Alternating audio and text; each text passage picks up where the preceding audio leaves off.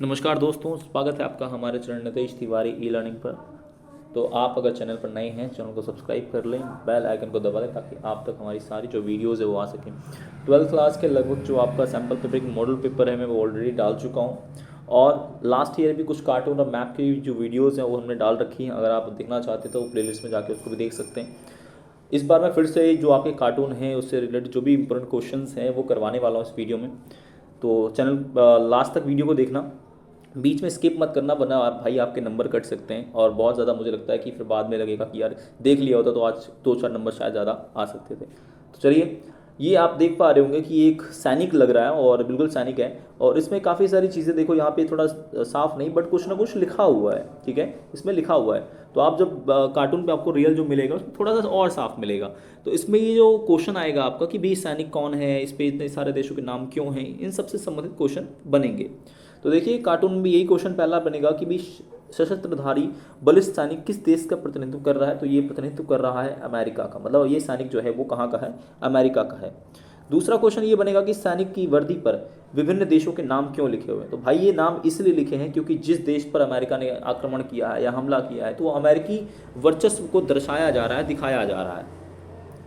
तीसरा क्वेश्चन आपका इसमें से जो बनेगा वो ये है कि ये कार्टून अंतर्राष्ट्रीय समुदाय को क्या संदेश देना चाहता है। ये संदेश यह देना चाहता है कि वर्तमान में अमेरिका विश्व की एकमात्र महाशक्ति है और उसके आसपास कोई भी नहीं है, और उसके हित के सामने, मतलब उसके लाभ के सामने जो आएगा वो मार देगा। तो इस प्रकार से चीज़ें आप लिख सकते हो, ठीक है। अगला देखिए, ये कार्टून है जिसमें हम लोग देख सकते हैं कि ये वर्ल्ड का मैप है। उस मैप में ये दीवार है, ये ड्रैगन है। तो देखिए, दीवार ये चाइना की दीवार है, चीन की दीवार, द वॉल ऑफ चाइना, और ये ड्रैगन आपको पता है कि चाइना का प्रतिनिधित्व करता है। तो पहला क्वेश्चन जो बनेगा कि उपरोक्त कार्टून का ध्यानपूर्वक अध्ययन कीजिए तथा निम्नलिखित प्रश्नों के उत्तर दीजिए। पहला आपका इसमें बनेगा जो क्वेश्चन कि यह कार्टून किस देश से संबंधित है। तो भाई ये कार्टून जो आपका है वो चीन से ही संबंधित है। किससे संबंधित है? चीन से संबंधित है। दूसरा आपका इसमें प्रश्न बनेगा कि इस कार्टून में दिए गए किन्हीं दो प्रतीकों से संबंधित देश को पहचानने में आपकी सहायता की है। देखिए, दो कौन से चिन्ह हैं, तो एक आपका ड्रैगन है और एक आपका वॉल है। तो इन दोनों चीज़ों ने आपको पहचानने में मदद की है कि ये कौन सा देश है। तीसरा आपका इसमें क्वेश्चन बनेगा कि यह कार्टून से संबंधित देश को अंतर्राष्ट्रीय सत्ता की राजनीति में किस स्थान पर रखा गया है। देखिए, आज चाइना एक विश्व की महाशक्ति के रूप में हम लोग देख सकते हैं, और ऐसा भी कहा जाता है कि 2040 तक विश्व की सबसे बड़ी जो अर्थव्यवस्था होगा वो चाइना स्वयं होगा। तो ये चीज़ आप याद रख सकते हैं। देखो, इससे क्वेश्चन, इसमें एक बेनिफिट ये है कि क्वेश्चन के साथ साथ आंसर्स भी हैं, तो आप उसको बार बार जब वीडियो को देखोगे तो आपको पक्का कंफर्म हो जाएगा। और मैं आपको श्योरिटी के साथ कह सकता हूँ बहुत सारे कार्टून जो है जो आएगा आपके एग्जाम में वो इसी वीडियो में से आएगा, ठीक है। देखिए, ये आपको एक साइकिल दिख गया है और ये किस देश को इंगित करता है। देखिए, साइकिल का प्रतीक इसलिए है क्योंकि संपूर्ण विश्व में जो चाइना है वो सबसे ज़्यादा आपका साइकिल का प्रयोग करता है, इसलिए साइकिल का प्रयोग यहाँ पे किया गया है। दूसरा क्वेश्चन, यह कार्टून चीन के किस दोहरेपन को इंगित करता है। दोहरापन का मतलब है किस प्रकार से चीन की जो अर्थव्यवस्था है, किस प्रकार से जो चीन की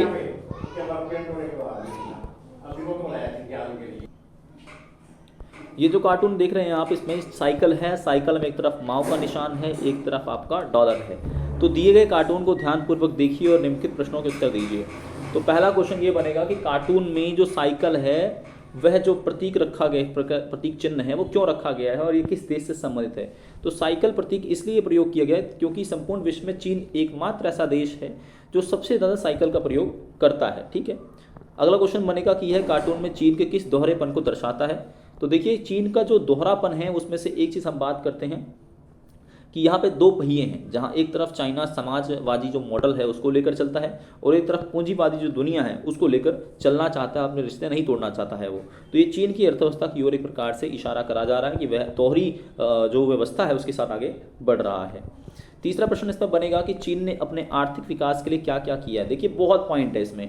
आप इसमें 1978 खुले द्वार की नीति लिख सकते हो, 1982 आपका खेती का निजीकरण, 1998 आपका उद्योगों निजीकरण, और 2001 में विश्व व्यापार संगठन में शामिल। यहाँ तक कि इससे पहले पॉइंट आप लिख सकते हो, 1972 में चीन ने अमेरिका के साथ संबंध बनाए, 1973 में चीन ने आधुनिकीकरण के 4 प्रस्ताव रखे, आपका चाहे वो कृषि हो, सेना हो, विज्ञान प्रौद्योगिकी हो, आपका उद्योग हो, तो इन सब में आधुनिकीकरण के 4 प्रस्ताव रखे। ठीक है, ये आप सारा बता सकते हो। एक क्वेश्चन ये भी बनता है कि सेज क्या होता है। भाई सेज का मतलब होता है स्पेशल इकोनॉमिक जोन। क्या होता है? Special economic zone. अब जो आपका कार्टून आएगा उसमें देखिए इस प्रकार से आपका कार्टून रहेगा और ये थोड़ा सा बताएगा।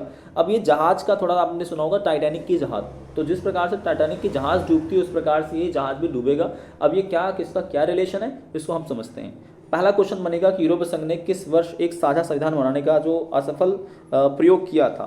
देखिए साझा संविधान हम कह सकते हैं 2003 में असफल प्रयोग किया, क्योंकि यूरोपीय संघ एक साझा संविधान बनाना जरूर चाह रहा था लेकिन संविधान बना नहीं पाया। चित्र में कार्टूनिस्ट ने यूरोपीय संघ को टाइटैनिक जहाज के रूप में क्यों दिखाया है? तो इसका कारण है कि जिस तरह टाइटैनिक की जहाज डूबकर नष्ट हो गई थी, उसी प्रकार से यूरोपीय संघ के सदस्यों द्वारा एक साझा संविधान बनाने का प्रयास नाकाम रहा और वो सफल नहीं हो सके और अपनी मंजिल तक वो नहीं पहुंच सके। इसी लक्ष्य के कारण एक प्रकार से जो कार्टूनिस्ट है उसने यूरोपीय संघ को एक टाइटैनिक जहाज के रूप में दिखाया है। तीसरा क्वेश्चन बनेगा कि दिए गए कार्टून में दिखाई देने वाले कितने सितारे हैं और इनकी संख्या किस बात का प्रतीक है। देखिए इसमें सितारे केवल 22 है लेकिन सदस्य वर्तमान में 27 हैं। तो अभी आपका सितारे तो 12 हैं, तो ये जो 12 सितारे हैं यह यूरोपीय संघ के लोगों का एक प्रकार से जो मेल मिलाप है, जो एकता है, उसका प्रतिनिधित्व करता है। चौथा क्वेश्चन बनेगा यूरोपीय संघ की मुद्रा का नाम बताइए और इस संघ के प्रतीकों के नाम लिखिए। यूरोपीय संघ की मुद्रा का नाम है यूरो। क्या नाम है? यूरो। ठीक है, और 1992 में यूरोपीय संघ की स्थापना हुई थी maastricht संधि के माध्यम से। उसके बाद देखिए इसमें आप देख सकते हैं कि जो प्रतीक चिन्ह हैं यूरोपीय संघ के, उसमें झंडा, राष्ट्रगान, स्थापना दिवस, सुरक्षा नीति, विदेश नीति, बहुत सारी चीज़ें यूरोपीय संघ को एक मजबूत संगठन बनाती हैं। दिए गए चित्र में देखिए, चित्र को देख लीजिए इसको पहले ध्यान से। दिए गए चित्र को ध्यान से देखिए और निम्नलिखित प्रश्नों के उत्तर दीजिए।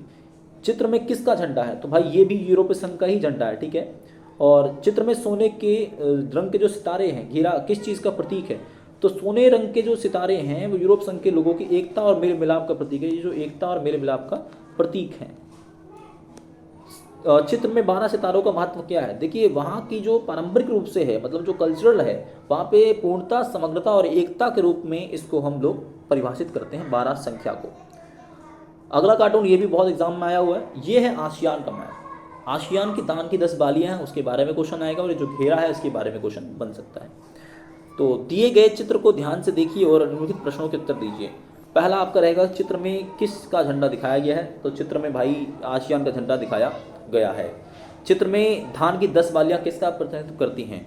धान की जो 10 बालियाँ हैं वे इन देशों का प्रतिनिधित्व कर रही हैं जो आपस में मित्र हैं और एकता के सूत्र में बंधे हुए हैं।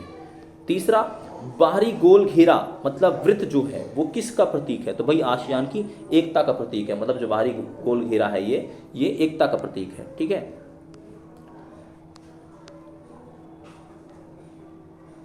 अब ये वाला कार्टून बहुत इंपॉर्टेंट है। तो देखिए दिए गए चित्र कार्टून के आधार पर निम्नलिखित प्रश्नों के उत्तर देने हैं।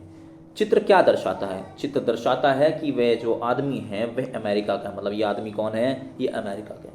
क्या संयुक्त राष्ट्र संघ में अमेरिका को मनमानी करने से रोका जा सकता है? आंसर है नहीं भाई।